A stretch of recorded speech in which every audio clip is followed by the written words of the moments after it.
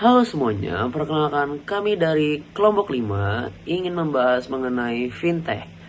Kelompok 5 sendiri beranggotakan saya sendiri yaitu Muhammad Rizky Alfra Widianto dengan NIM akhir 727. Halo, perkenalkan saya Nabita Novia Ayu dengan NIM belakang 0040. Assalamualaikum warahmatullahi wabarakatuh. Perkenalkan, nama saya Muhammad Akmal Aulia Ramadana dengan NIM belakang 0724. Perkenalkan, nama saya Haji Bagas Prabowo dengan NIM 11000123140566 Akan menjelaskan mengenai financial technology. Baik teman-teman, bagaimana sih awal mula latar belakang lahirnya financial technology itu? Perkembangan teknologi dan komunikasi yang sangat pesat pada awal abad ke-21 menjadi katalis utama lahirnya financial technology. Lalu teman-teman, terjadinya krisis keuangan global pada tahun 2008 semakin memperkuat momentum ini, di mana karena krisis tersebut mengakibatkan menurunnya kepercayaan publik terhadap lembaga keuangan konvensional seperti bank. Di sisi lain, tingginya angka masyarakat yang belum terjangkau layanan perbankan tersebut, khususnya di negara berkembang seperti Indonesia, menciptakan kebutuhan mendesak akan alternatif layanan keuangan yang lebih inklusif, mudah diakses, dan efisien. Kondisi inilah yang mendorong para pelaku usaha berbasis teknologi untuk mengisi celah tersebut melalui platform digital teknologi finansial itu tersebut. Dari perspektif hukum, kemunculan fintech pada mulanya menimbulkan persoalan kekosongan hukum. Regulasi perbankan yang berlaku, yakni Undang-Undang Nomor 7 Tahun 1992, sebagaimana yang telah diubah menjadi UU Nomor 10 Tahun 1998 tentang perbankan, dirancang jauh sebelum era digital dan tidak mengakomodasi model bisnis keuangan yang berbasis teknologi. Nah, akibatnya teman-teman, entitas fintech tersebut beroperasi di luar jangkauan pengawasan OJK maupun Bank Indonesia pada fase awalnya, sehingga menimbulkan risiko hukum yang signifikan bagi konsumen maupun sistem keuangan secara keseluruhan. Merespons kondisi tersebut, Otoritas Keuangan Indonesia secara bertahap menerbitkan regulasi khusus. Pada akhirnya teman-teman, OJK menerbitkan POJK nomor 77 tahun 2016 tentang layanan pinjam-meminjam uang berbasis teknologi informasi sebagai regulasi pertama yang mengatur peer-to-peer lending, yang kemudian diusul tentang inovasi keuangan digital tersebut. Nah, puncaknya teman-teman, lahirlah Undang-Undang Nomor 4 Tahun 2023 tentang pengembangan dan penguatan sektor keuangan yang menjadi payung hukum komprehensif bagi ekosistem keuangan digital di Indonesia. Regulasi-regulasi ini mencerminkan upaya negara dalam menyeimbangkan antara mendorong inovasi di sektor keuangan dengan kewajiban melindungi konsumen dan menjaga stabilitas sistem keuangan nasional. Itulah teman-teman latar belakang dari terlahirnya financial technology atau yang disebut fintech tersebut. Fintech atau financial technology adalah inovasi layanan keuangan yang menggunakan teknologi digital untuk mempermudah transaksi, pembiayaan, investasi, pembayaran, pengelolaan risiko, dan layanan keuangan lainnya. Contohnya adalah e-wallet, mobile banking, pay later, pinjaman online, crowdfunding, robo-advisor, dan layanan keuangan digital lainnya. Dasar hukum dari fintech ini adalah yang pertama ada Undang-Undang Nomor 4 Tahun 2023 tentang P2SK, yang kedua ada PBI Nomor 19 /12 PBI 2017 tentang penyelenggaraan teknologi finansial, yang ketiga ada POJK Nomor 3 Tahun 2004 tentang penyelenggaraan inovasi teknologi sektor keuangan, dan yang terakhir adalah POJK Nomor 40 Tahun 2024 tentang layanan pendanaan bersama berbasis teknologi. Baik, izin melanjutkan. Pada kesempatan kali ini kita akan membahas salah satu inovasi dalam dunia keuangan digital yang berkembang pesat di Indonesia, yaitu pinjaman online atau yang dikenal dengan istilah P2P lending.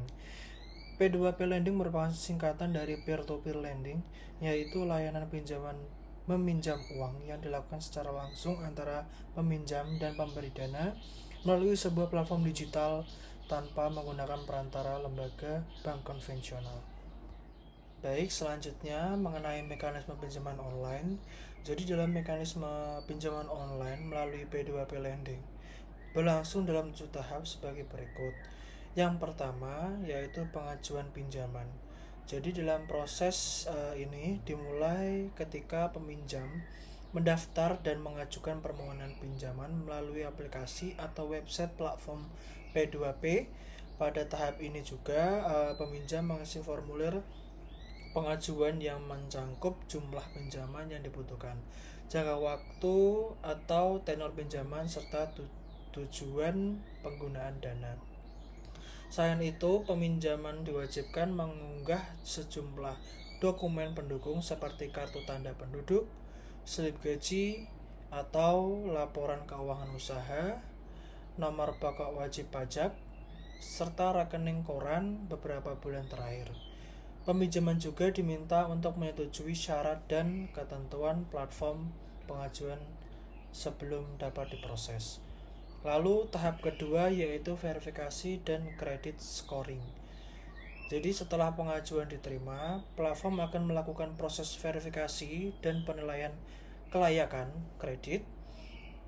Verifikasi identitas dilakukan melalui mekanisme IKYC atau Electronic Know Your Customer, yaitu proses pengenalan identitas secara digital. Selanjutnya, platform menganalisis kemampuan bayar peminjam menggunakan teknologi cerdas buatan dan data besar atau big data. Platform juga melakukan pengecekan riwayat kredit peminjam melalui Sistem Layanan Informasi Keuangan atau SLJK yang dikelola oleh OJK. Berdasarkan hasil analisis tersebut, peminjam dikategorikan ke dalam tingkat risiko tertentu. Semakin tinggi risiko yang dinilai, semakin tinggi pula suku bunga yang akan dikenakan. Lalu tahap ketiga yaitu keputusan platform.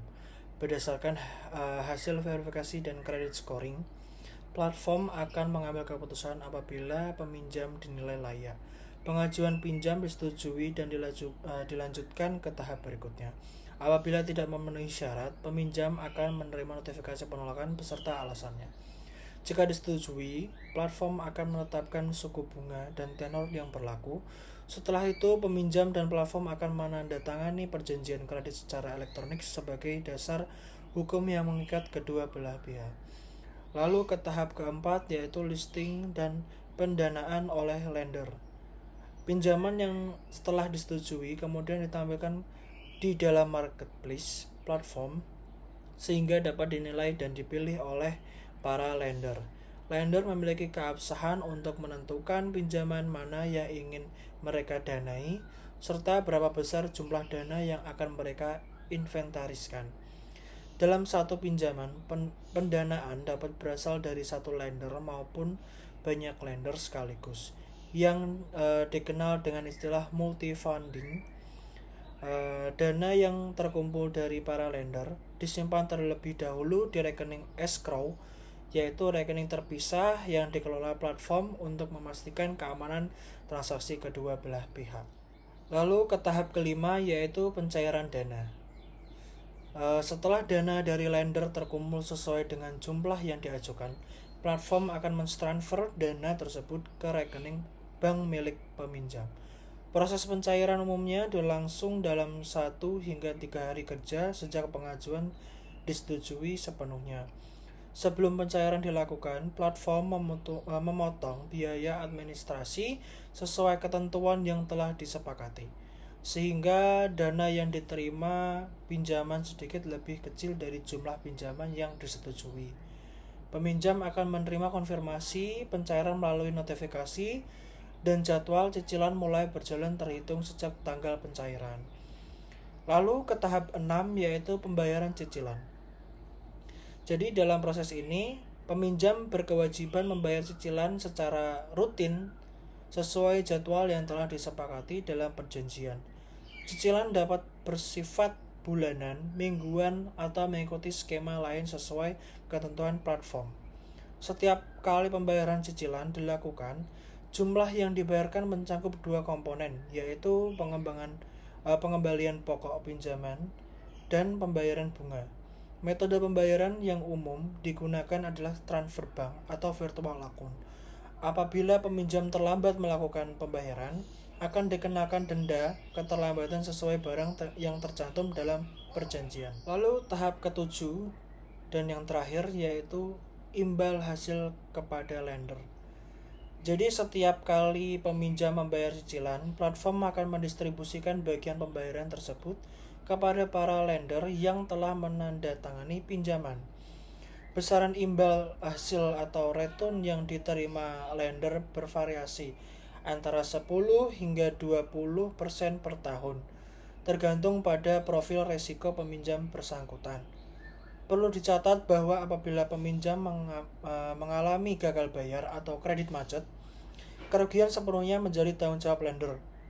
Platform tidak menanggung resiko tersebut meskipun beberapa platform menyediakan fasilitas asuransi pinjaman untuk memberikan perlindungan tambahan bagi lender.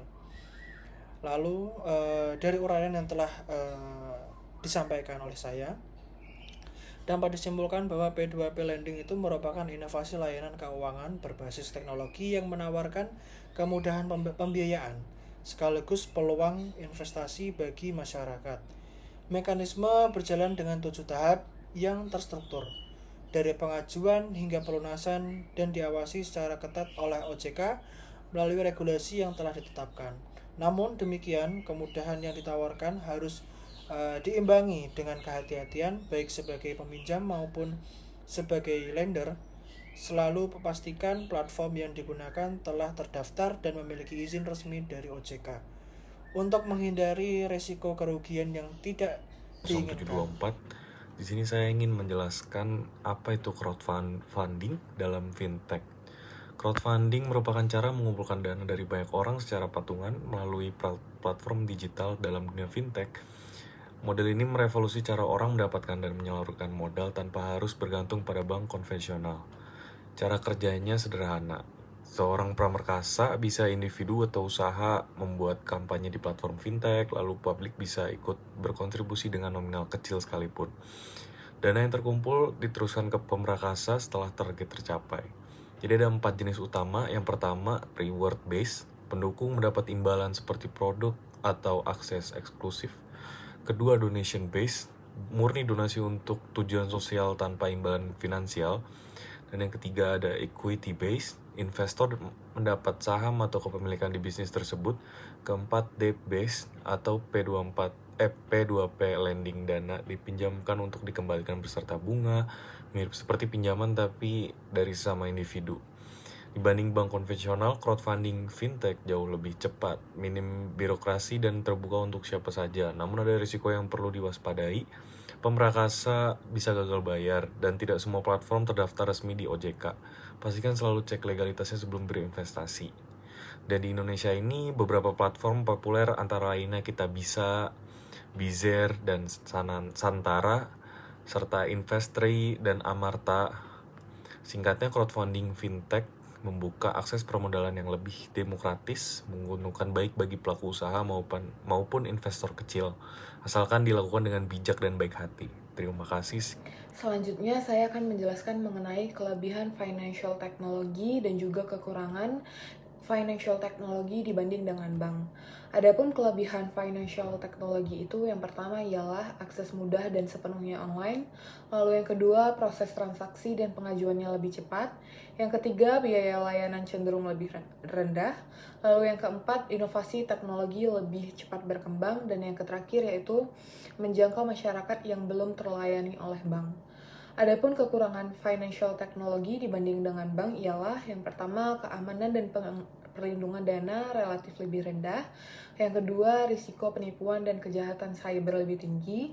Yang ketiga, produk dan layanan keuangan lebih terbatas. Yang keempat, bergantung pada internet dan teknologi. Dan yang terakhir yaitu tingkat kepercayaan masyarakat umumnya masih di bawah bank. Baik teman-teman, sekian presentasi dari kelompok 5. Kurang lebihnya mohon maaf. Assalamualaikum warahmatullahi wabarakatuh. Shalom, Om Santi Om. Nama budaya dan salam kebajikan untuk kita semua.